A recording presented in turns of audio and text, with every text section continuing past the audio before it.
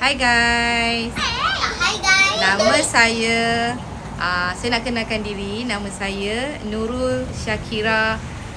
Nurul Syakira. Okey. Nama saya Naila Tahira. Umur saya 20 tahun. 30. Saya tinggal di Ampang. Ampang Okey. Angkasa Adillah. Saya mempunyai 6 orang anak. Ya Allah, 6 apa pula 6? Mana datang 6? Yang pertama umur dia Saya. 12 tahun. Ya Allah. Yang kedua, yang ni umur dia 9 tahun. Ya Allah. Mana datang pula 9, 12? Yang ketiga, umur dia 18 tahun. Ya Allah, saya. Mana datang? Ni darjah 5. Yang Itu kan. Ni darjah 4. Ni darjah 1.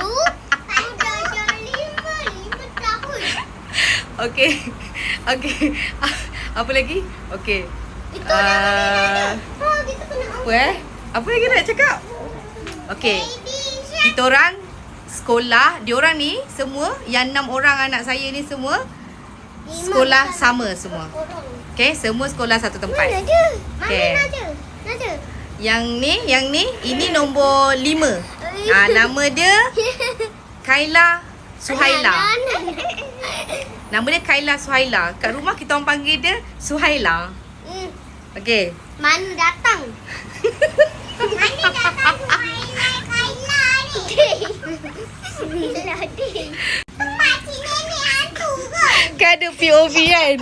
Interview pasal benda yang salah kan? Lepas tu tengok reaksi anak-anak kan?